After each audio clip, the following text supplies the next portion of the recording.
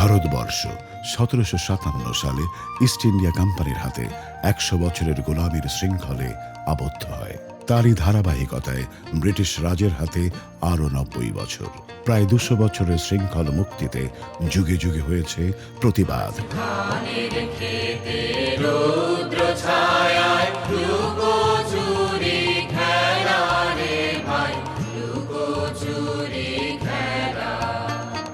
উনিশশো 5 ইংরেজদের বিরুদ্ধে যখন প্রতিবাদ আর জনমত সংগঠিত হচ্ছে, ঠিক তখনই তথাকথিত বঙ্গভঙ্গের নামে চিরায়ত হিন্দু মুসলিম সম্প্রদায়ের সম্প্রীতি নষ্ট করার চক্রান্তে লিপ্ত হয়।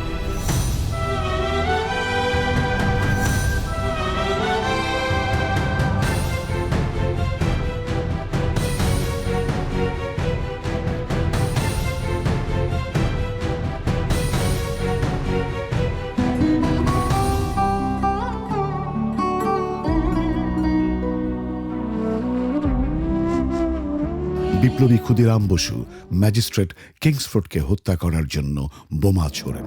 লক্ষ্যভ্রষ্ট বোমার আঘাতে 2 ব্রিটিশ রমণীর মৃত্যু হয়। ক্ষুদিরাম বসুর গ্রেফতার এবং ফাঁসিতে ঝুলিয়ে হত্যার মাধ্যমে ব্রিটিশ বিরোধী বিপ্লবী চেতনাকে স্তব্ধ করে দিতে চেয়েছিল চিরদিনের তরে। আমি হাসি হাসি পড়ব ফাঁসি, দেখবে ভারতবাসী, একবার বিদায় দে মা, ঘুরে আসি। বাংলায় তখন স্বদেশী আন্দোলন, সশস্ত্র বিপ্লবী আন্দোলন, সশস্ত্র সংগ্রামের মাধ্যমে দেশ স্বাধীন করার প্রচেষ্টা।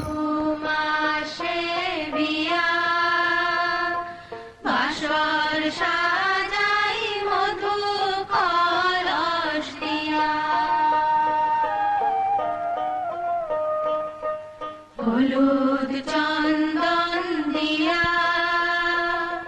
চাঁদের নন্দন বরণ করি গিয়া।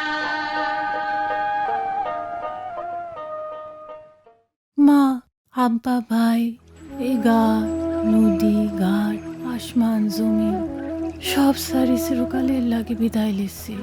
কত কথা মনে পড়ছে। ওই থাকলো মা, বাপ, ভাই, বিদায়, চিরদিনের লাগে বিদায়। এই সময় ইংরেজ ষড়যন্ত্রে হিন্দু মুসলমান সম্পর্ক এক রক্তক্ষয়ী দাঙ্গায় রূপ নেয়। এরকম জটিল পরিস্থিতিতে উপমহাদেশের বাইরে পৃথিবীব্যাপী চলছে দ্বিতীয় বিশ্বযুদ্ধের ধ্বংসযজ্ঞ।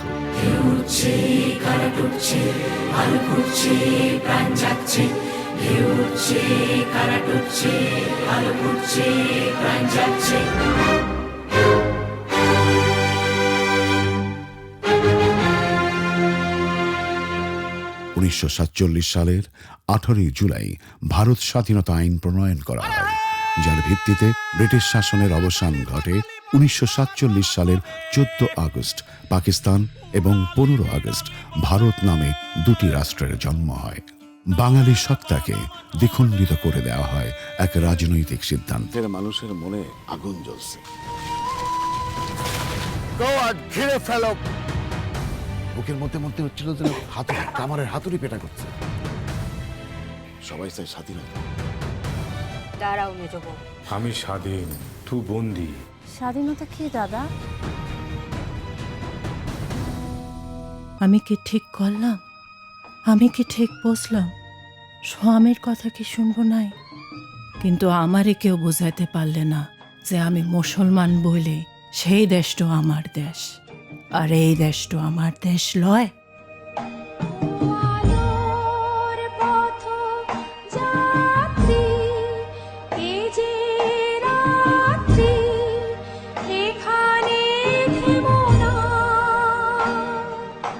অপরিণামদর্শী রাজনীতির ফলাফল।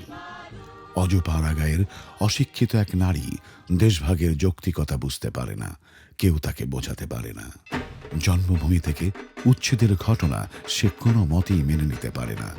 সে প্রতিবাদ করে ওঠে, সে প্রত্যাখ্যান করে দেশত্যাগের এই রাজনৈতিক সিদ্ধান্তকে। স্বামী, পরিবার, পরিজন দেশ ত্যাগ করলেও সে কি থেকে যাবে তার নিজ ভূমিতে? আগুন পাখি তেমন এক নারীর গল্প। কথা সাহিত্যিক হাসান আজিজুল হকের আগুন পাখি আসছে দীপ্ত টিভিতে।